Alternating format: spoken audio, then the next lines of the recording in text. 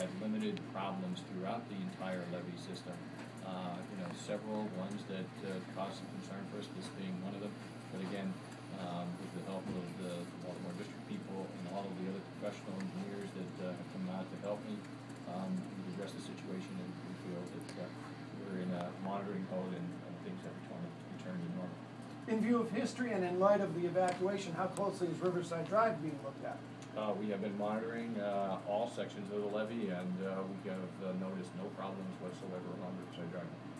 How about Beach Street in Plymouth? There was an issue there earlier today. What's going on with that now? There was an issue with a DEP project, the Brown Creek pressure culvert, and basically the covers of the pressure conduit were blown off, similar to what would happen with a surcharge storm line with the manholes coming up. Same thing, but we ended up seeing some 15-foot diameter holes. That situation has been stabilized as well by the people through it. So that wasn't a boil? It was not a boil, and it was never an issue that would affect the integrity of the levee system. What about downtown Wilkes-Barre, Market Street? Some reports discontinuing water coming up under the gates there at Market Street. Yeah, I mean, what happened there was something that the gaskets and seals that were at the base of it, under the extreme pressure of a system of water that was well beyond the design capacity, those seals were forced out, and then we were forcing water out from underneath it. There was never a structural issue with those walls, and basically all of the water that was in the streets was similar to a situation of after a heavy thunderstorm where you had some water in the streets. Our pump stations have addressed that and pump that down. So we're aware of no issues with that at all. Some of the images that are coming out of River Street, though, I mean, it looks pretty much underwater throughout the day today. It might be more alarming than anything, but is there concern that that could reach other streets? Again, we don't see a whole lot of velocity to that, so it's more standing water types of things. But again, along with the city officials, we continue to monitor it. We do not see it as a structural issue. It may be an inconvenience, but at this point, we're concentrating on issues that affect the integrity of the levee system. There's some rumors flying around that some of the rubber seals on those gates, because they haven't been used a long time, maybe were dried out, and that's some of the reasons why we're seeing seepages through there. Can you comment on that at all? No, the type of material is not something that has a shelf life like that. Basically, the issue here is that the system was designed to have whatever the height of water was on it, and we had well in excess of what the design order was.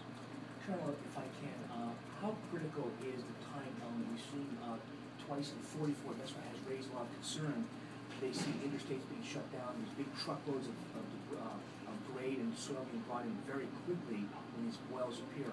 How critical is it, if you comment on the fact that when these problems appear, that this gets repaired quickly? How time factor?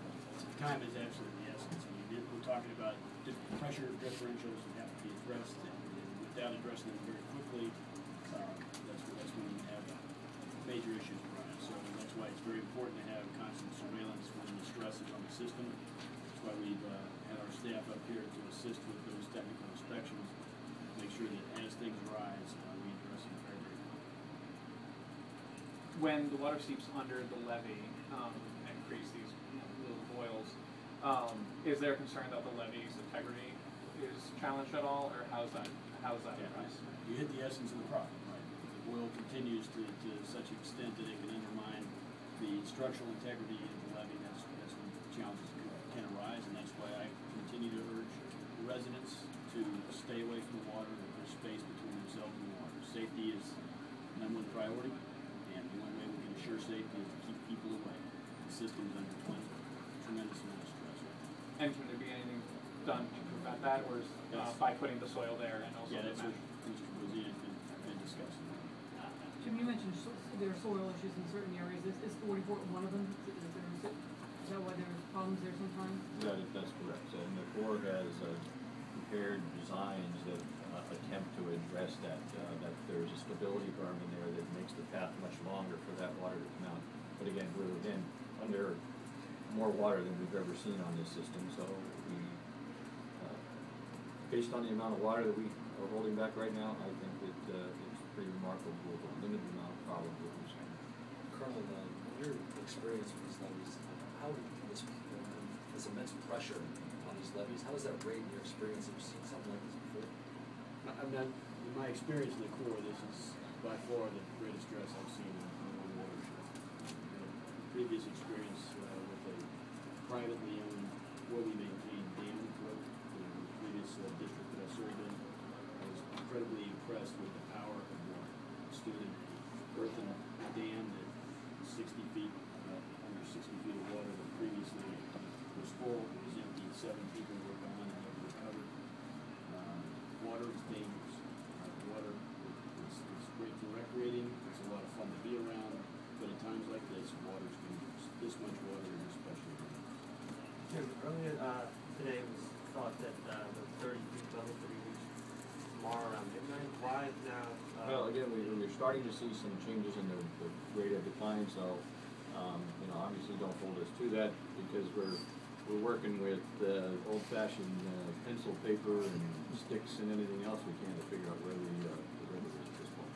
Is the gauges still not working?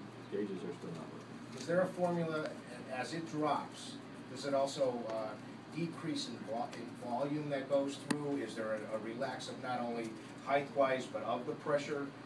Can we breathe a little bit better when it's at 38 and a little bit better more when it's at 37? Or is it really that magical mark of 29? I mean, at some point, as it goes down, is it getting a little bit easier for you guys to handle? From an engineering standpoint, the lower the water gets, the less stress is on the structure.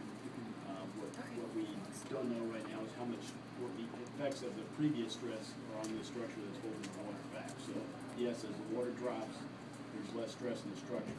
The lower the water, the more the water recedes, the less stress there is. And you'll feel good about it when the water's off the structure and the orders have been given by the local authorities to move back to their property, and folks can get back to their lives, and we can assess the damage. But for right now, stay away. At what level do you anticipate it might go till people can go back to their homes? What do you want that river to be at? We want it to be less than 28 feet. We were up in West Pittston earlier today, 8th Street, the new bridge up there is sort of acting as a dam. A lot of debris is hitting against it.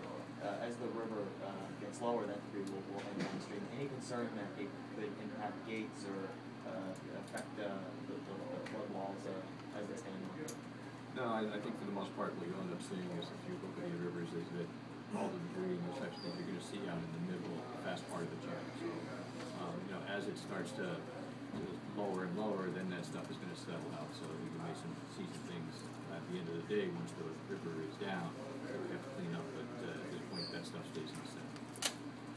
And earlier today, there were some municipal officials, including from the township, who were concerned that they believe that they got more water than they did in Agnes because of the dikes being raised. Is there any belief that, you know, other communities who are not protected are getting hit harder because of the dikes being raised? Is there any truth to that? Well, I think that first off, we need to take a look at the fact that they did get more water now because it was bigger than that. Beyond that, we don't have the information yet to make that decision. Jim, you might be able to talk about this. I guess when West Pittston, when they thought several years ago about putting levees in that area there, and there was cost-benefit analysis done, stuff like that, and decisions made not to put levees in there. Is there another consideration that maybe that's a project that needs to be done in the future? No, what happened was that was early on in the design process of the levee raising itself, and there was a mitigation plan put forth that identified things to be done in only about 10 communities out of all of the communities that are involved in this, which span over 5 counties. Number one, it was extremely expensive, and secondly, it was grossly unequitable to the community. So that plan was scrapped after the public meeting that were held across all 5 counties, and the new mitigation plan that came up that I think serves us much better going forward because number one, it provides us with the GIS flood warning system that we use to warn people who should get out and what the limits of the evacuation area are, and we continue to use that.